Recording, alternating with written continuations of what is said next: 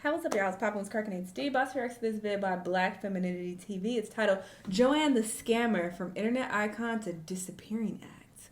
I definitely want to know what happened to Joanne the Scammer. And looking at this thumbnail, I'm like, oh, he was kind of fun.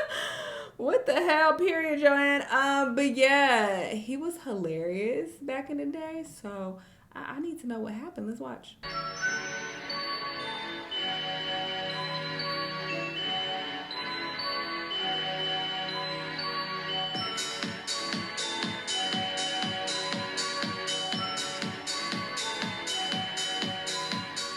There was a time when Joanne the Scammer ruled the internet. With her messy blonde wig, fur coat, and shameless love for fraud, she became a viral sensation, flooding timelines with iconic one-liners, hilarious skits, and meme-worthy content. Joanne the Scammer. A beautiful, messy bitch. Thank you. Joanne became so big that she was rubbing elbows with celebrities, landing brand deals, and seemed unstoppable.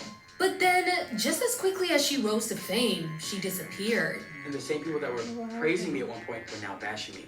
You know, I think for a couple months I enjoyed it, but it's really hard. And I'm not saying I'm stopping, I just feel like hatred can become uninspiring. So what happened? Why did Joanne the Scammer fade into the background? And where is Branden Miller, the man behind the internet's favorite con artist? In today's video, we're breaking down the rise, the disappearance, and legacy of Joanne the Scammer, and uncovering the truth behind her sudden disappearance. Not the lame wig, period. Branden Miller's story starts in the early 1990s in Hopewell, Virginia, where he was born and raised. He was adopted as a baby by older white couple Buddy and Veronica Miller. Branden would later learn that his biological parents were both Puerto Rican and Black.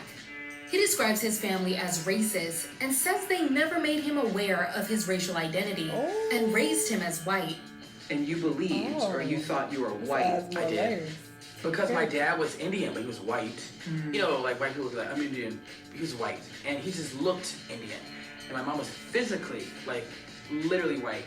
And, you know, they got me from birth, basically. So I grew up thinking I was white. I just thought that, like, I was in the sun too much. My family has 2 biological children, and then they have 2 adopted. And I thought that my sister was the one that was adopted, and I was with the whites. And she's colored like me, so it was just like, you know, and I would go to school and I would tell people, no, I'm actually white. I tell my Black friends I'm white. I would say, you're just mad, or, you know, you don't understand because you have a Black parent. So you just wouldn't get it. You know, I mean, it's weird because I've been in a, like, my white family would be racist and all this weird shit. And then to find out that I'm adopted, it's like, oh shit. Like, you're talking about me. You're talking about me. You know, you learn about a lot. And I think that's where the whole Caucasian thing even came from. Because I've learned that everything I do that I've done on the internet in some type of way has been for my life. Your birth parents are Black and Puerto Rican? All I know is my dad, they gave me sheets on him. My dad literally had his height and his color, so I knew he's tall and Black. And my mom was, I think she was like a combination of things, but I'm a Black person. He went to a predominantly Black school where he was questioned about his racial identity. I went to an all-Black school, and people would say, Branden, you're Black, or Branden, you're adopted. I was like, no, actually, I'm white. Since he was a kid, he always had a knack for dressing up and entertaining and used humor to attract attention. In one childhood photo, around the age of 9, he describes himself posing in a messy Black wig. He recalls that wearing a wig was always a signal for comedy. Whenever he put one on, people laughed. While Branden hasn't gone into detail publicly about his relationship with his father, some of his past tweets suggest that he was abusive and not loving towards Branden. Some of them read, when I was 8, my dad broke my nose because my mashed potatoes were too bland for his liking. My father used to whoop my ass until I fell asleep. My father never loved me. My father used to burn me with his cigars. My father said he was gonna abuse me like Ike did Tina, and I told him I was gonna whoop his ass like Tina did Ike. I got my ass beat. My father always told me I was gonna be gay when I got older. He also ruined my life with his words. And my father deserved to die. In a Fader magazine interview, he said, one time I gave my dad something for Christmas, and I said, I love you. And my mom said, buddy, Branden said he loved you, and he didn't say nothing back. His father, Buddy, passed away from cancer when he was 12 years old, and he was raised by his stay-at-home mother. In school, Branden hid his sexuality by presenting as masculine with braids, girlfriends, and a ladies' man persona. Very few knew he was gay until he was forced to come out at the age of 16 when his older sister found gay adult films on the family computer. His mother reacted with religious disapproval, saying the good old God made Adam and Eve and not Adam and Steve line.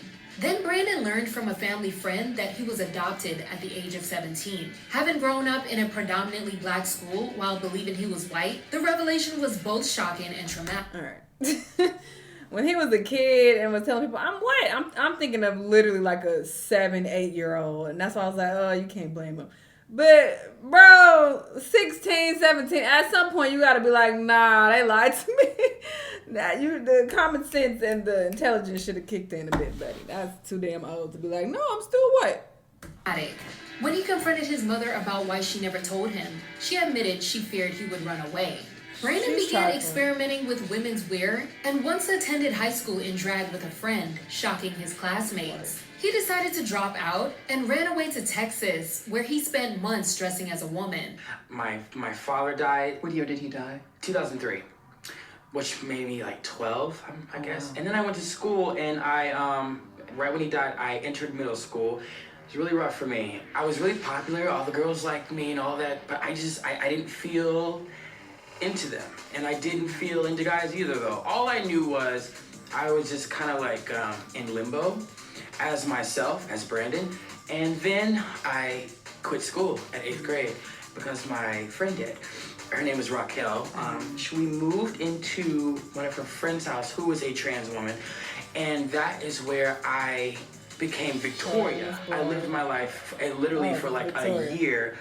I called myself Victoria, and I didn't say I was trans. I didn't say I was a woman. I didn't say I was a man. I just said I was Victoria, and that's how I want to live my life, and that's how it is. What did Victoria provide for you, living as Victoria? I found that I was less insecure. I was not shy at all. I could look people in the eyes for longer periods of time than 5 seconds. I've gotten better with that over time. But around this time, he was spending a lot of time on YouTube and felt inspired by Chris Crocker, the viral star behind the infamous Leave Britney Alone video. But he believed he could be even funnier. Determined to make a name for himself, he started uploading videos on his dial-up computer, convinced he would blow up on YouTube just like Chris. In Texas, he entered the adult industry, first gaining attention from a one-off video before joining a cam site. He typically performed as a straight persona, appealing to viewers who fetishize gay-for-pay actors. In 2008, he relocated to Florida with his mother, and around this time, he began his relationship with his long-term partner Xavier, who he met on the gay dating app BGC. Creating characters became his way of coping with his identity. He quietly uploaded videos without people knowing. Branden was regularly uploading skits to YouTube, performing as a character named Miss Prada. She was a hyper-feminine, over-the-top character he created that engaged in comedic rants and storytelling, much like Joanne, but without the scammer narrative. Some of her most famous videos include the Miss Prada Dating My Brother series, Oh my god. Miss Prada Hates the Gay Community, Miss Prada's Message to Chris Brown, Miss Prada Talks about the Death of Amy Winehouse. I am Joanne Prada, and I'll be talking about what's going on about everyone. You know, she's gone. She's paid it. She died. I don't know how she died, but bitch, is it really that motherfucking a mystery? Hell no, the bitch was on. Miss Prada Gets Real Hood, and these videos that have titles that I'm not allowed to read on YouTube. Branden developed a following both as an X-rated performer under the name of Mr. Playboy and as Miss Prada. He experienced his first brush with internet virality and infamy in January 2012 when he jumped on the viral Cinnamon Challenge. The Cinnamon Challenge was a popular internet trend in the early 2010s where people attempted to swallow a spoonful of cinnamon without water, usually ending in coughing, choking, and dramatic reactions. In Miss Prada's version, he played up the drama by repeatedly calling out to his mother and splashing her face with water. I'm gonna do it. Okay, I'm gonna use this as like my gag thing. This is like Soul 2009. I don't even know why people are doing this no more. And I'm not gonna use a spoon. You gonna put it all in your mouth? I'm down it. Really though? Who even made this? Who even made mine? I'm gonna gag just thinking about it. My heart's beating so fast, my hey.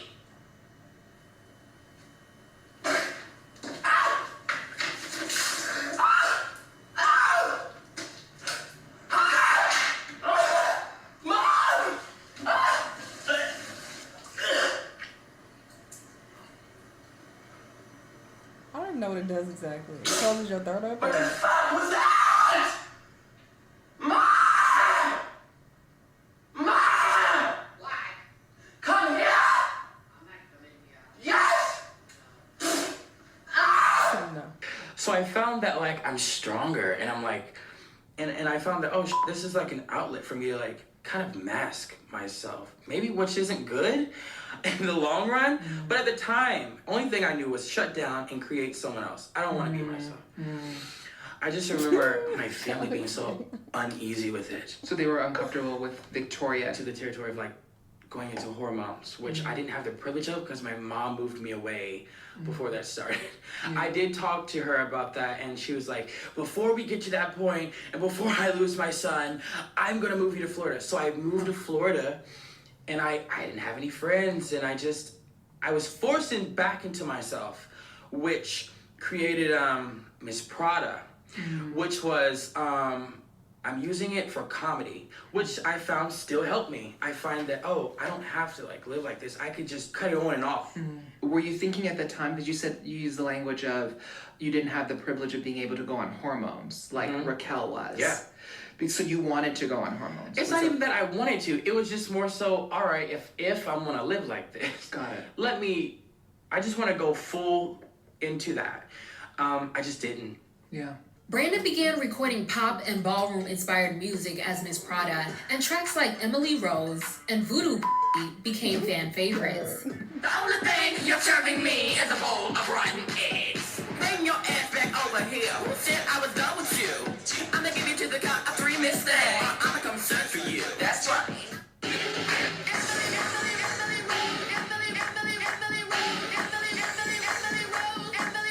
Oh, she's giving hilarious. She's so odd. Ooh, I need these hands. Teach me how to roll. Yes, I'm living for this demonic soul.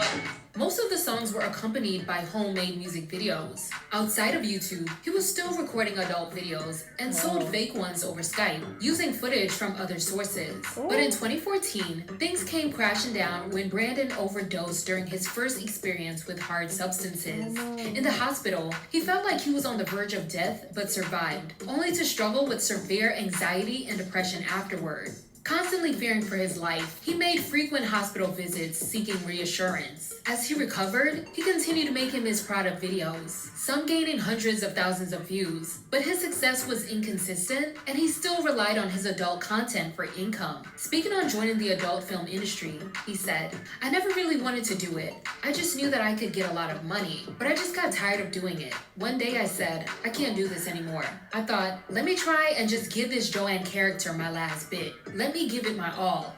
And that he did. In late 2015, Branden introduced the world to Joanne the Scammer, a messier and more chaotic version of Miss Prada, who is not shy about her career as a scammer. In an Instagram video, he wore the signature blonde wig with dark roots and delivered an improvised monologue, calling himself a messy bitch who lives for fraud. Hey girl, I just want to let you girls know that I'm a real messy bitch. A liar. A scammer.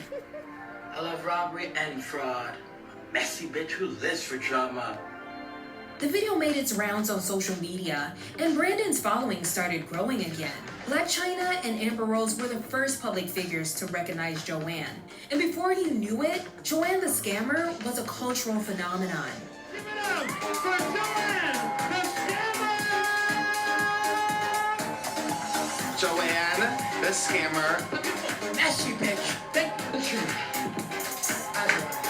Finally, Everybody I've loves made me. it to New York. Honestly, Gwyneth Paltrow, you are just truly iconic. Welcome to Positive Life Choices with none other than Joanne, it's me, you know. Today, we're going to be selling the Joanne the Scammer Starter Pack. He said, "My goal was to turn Joanne the Scammer into a meme because the way your face is being used everywhere. That was my strategy to promote myself." Well, Joanne thinks that she is a part of the whites. And I think that she thinks that she is literally on their level. But the joke is she's not. That's his story. When I made the whole Caucasian thing up with her, I thought about who's like the epitome of like Caucasian and just like rich to me. And then I found out that Kirstie Alley was in Maine, and it doesn't get any more Caucasian than Maine. So I'm like, that's my best friend. Why? And I just ran with it. But I think that she's delusional, Joanne, and I think that she's just a train wreck, you know? And I think that's what makes it funny. Once Branden had the world's attention, he deleted his Tumblr, where most of his X-rated content were. As his money ran low, he received offers to do photo shoots as Joanne and to appear in character at a party, each paying $1,000. The amount increased with Joanne's popularity. Branden maintained the momentum by rebranding all his social media handles to Joanne the Scammer and consistently uploading skits and tweeting in character. The opportunities were endless. As Joanne the Scammer, Branden collaborated with various brands, secured endorsements and commercial deals. Celebrities were giving him recognition, and he even appeared on magazine covers. Everything he posted was turned into a meme or GIF. He launched a line of doormats and starred in satire videos produced by Super Deluxe. A video titled Caucasian Livin' with Joanne the Scammer became popular. You've arrived. Finally. Welcome to my Caucasian home. Come inside. We have colored eggs. Now, I know I'm white, but white people have colored eggs.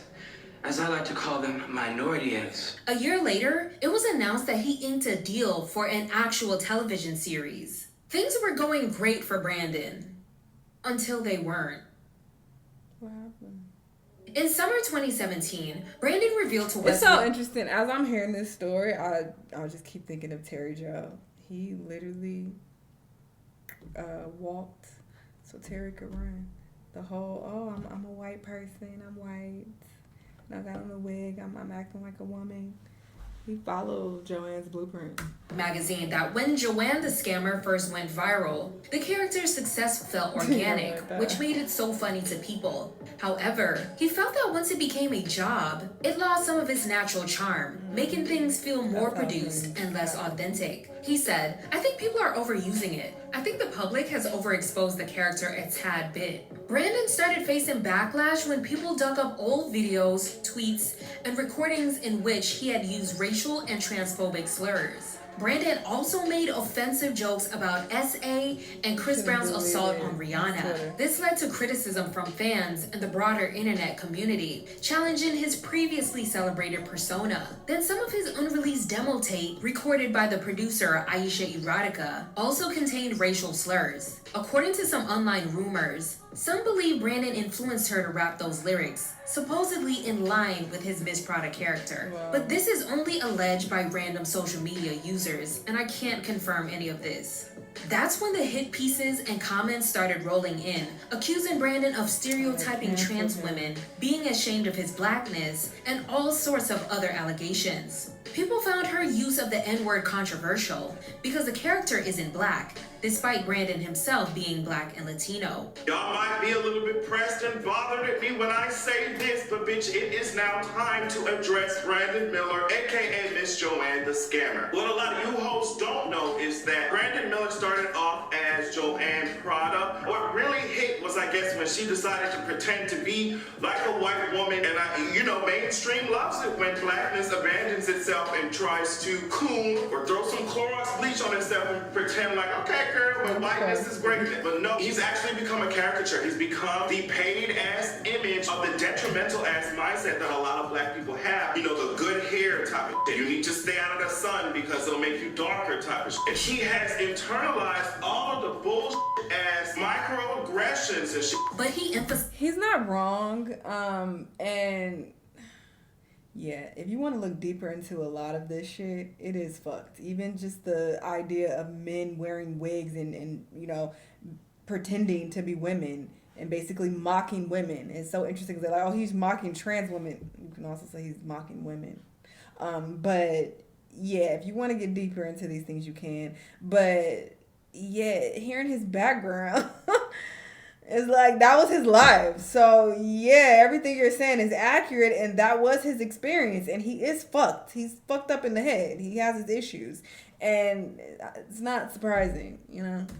In multiple interviews that the character was fictional and not a reflection of his real identity or beliefs. He said, people think that because of me playing the character Joanne, who's a woman, and then being able to come out of that as a man, and from something I said in a video, I was doing a video as Miss Prada before Joanne the Scammer. Straight people have always attacked me, and one guy called me the T-word. So I quoted him and I compared myself to my character. And it all got strange when I blew up as Joanne the Scammer. That's when all this shit came out. People totally took it out of context. I wouldn't say I'm trans, but I know how it feels to be treated like a transgender person. So that's why it hurts when people call me transphobic. Because I can relate, and I have related. I don't get in my character to belittle trans people. I get talked about like a trans person by the street. But from those tweets that she showed, it sounds like people found his Twitter and they were basically calling out his Twitter. So these are things that he said. So it's not like they would call him transphobic just because of his character. No, they found his Twitter and saw exact things that he was saying. They said he was talking shit about different races. So he was races and trans people. So that's why they called him transphobic. So he's trying to play dumb like, wait, no, I'm not transphobic because of his character. Like, come on. Community. I wouldn't put myself through all of that just to make fun of a trans person.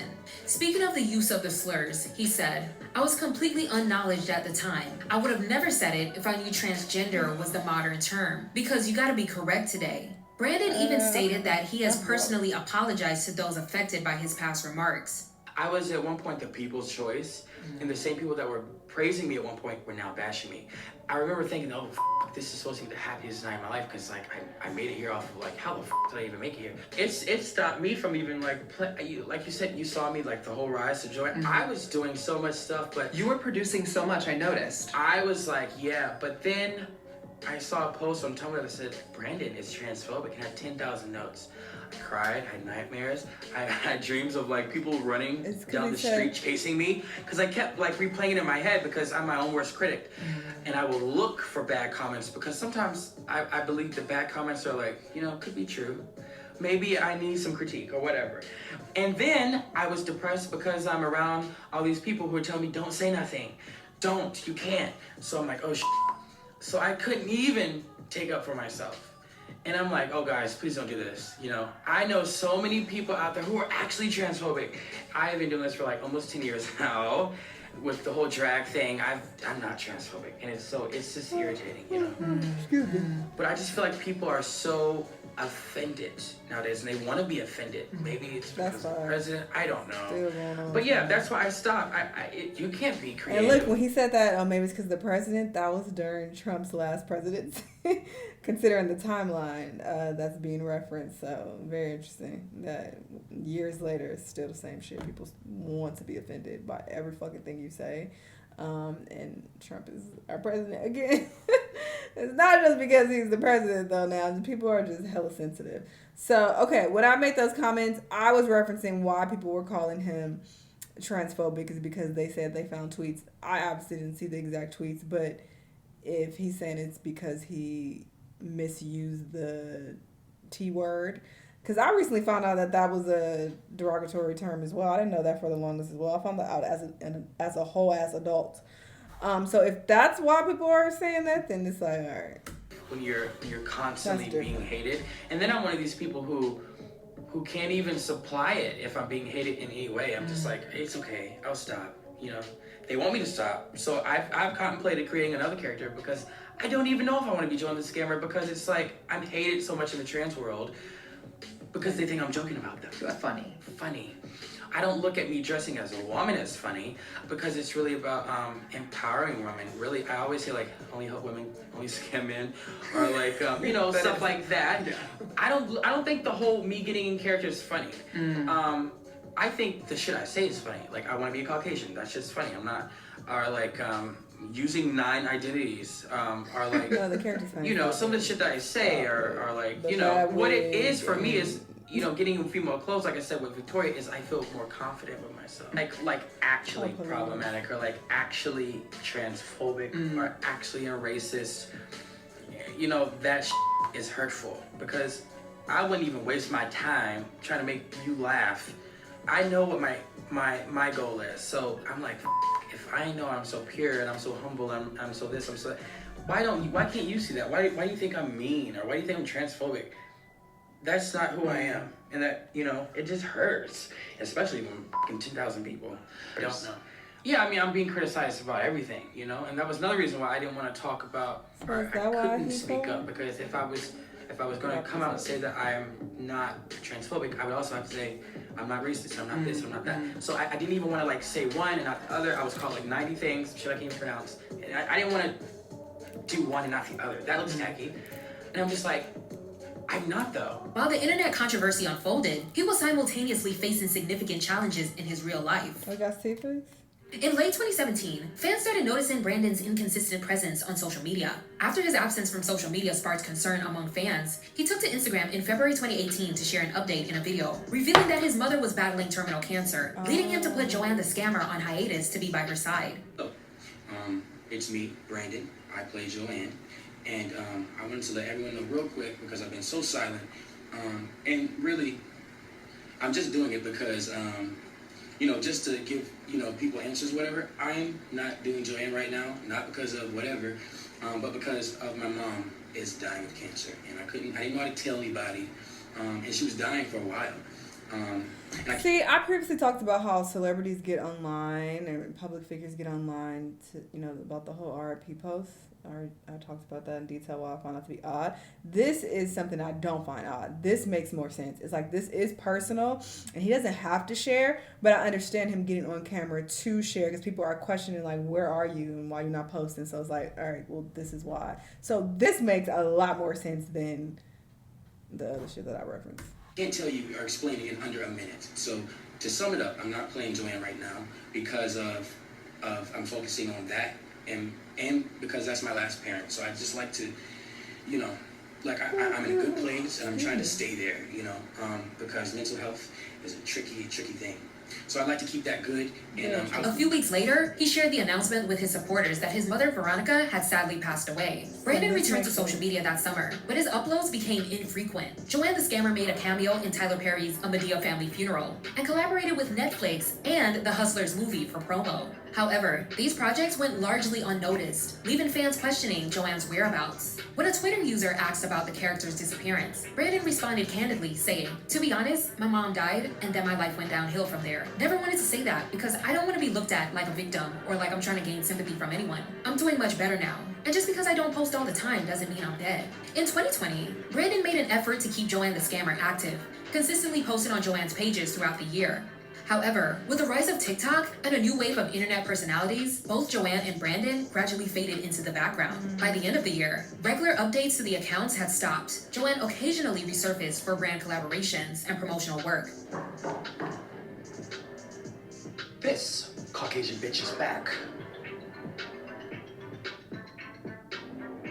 But these appearances no longer attracted the same level of attention. Over the past 5 years, Branden's following has declined from nearly 3 million to 1.3 million followers. In 2024, he posted a comedic message addressing those who had unfollowed him. Fuck you, honestly. And made a few sporadic posts throughout the year. My mom's dying of cancer. Oh no. She'll be gone soon. I've had to support them financially for like a couple of months. I've stopped Joanne for a while. Because of all the hate. It's just a lot. So I think for a couple months I enjoyed it, but it's really hard. But like I said, hatred can become, and I'm not saying I'm stopping, I just feel like hatred can become uninspiring. And if you look at all the shit that I've been said about, and it's just a lot with the character. Also mistakes I've made. You know what the problem is with me though, is that I find I don't want the fame, and a lot of people want that. So I'm really quiet, and I come when I feel like I need to come. So I'm just different, I guess. I don't want that. I want to do Joanne when I want to do it, but I just want to live my life as well. Yeah. Just private, just quiet. That makes sense. Unfortunately, the Joanne the Scammer character no longer dominates internet culture like she did before. While his social media presence has slowed down, Branden and Joanne the Scammer goes down in history as an icon that paved the way for a lot of these social media characters. Notably, his influence can be seen in personalities like Terry Joe, who adopted Joanne's signature blend of edgy humor and the racist white woman persona. As of now, Branden Miller has stepped away from the spotlight. He really had the potential to evolve into a full-fledged media brand beyond social media skits like his counterparts. Whether or not Joanne the Scammer will ever make a full comeback remains uncertain, but her influence is still felt across meme culture and internet comedy. Hopefully he's in a better place and we'll see him again soon. Damn, I did not know this whole backstory. Very interesting. And it definitely sheds so much light on his character, considering, you know, his past and his childhood and whatnot. I wonder what Terry's story is. What Terry Joe's story is. But yes, he definitely paved the way for Terry Joe, 1000%. I'm pretty sure Terry Joe saw him, thought he was funny, and was like, yeah, I'm about to do that too. Like, it's copy paste. Well, not exactly, but the main elements are copy paste. But yeah, he was hilarious. I definitely miss his skits and videos. Y'all let me know what y'all think. Let me know what other videos you want to watch, and I'll see y'all the next time. Bye!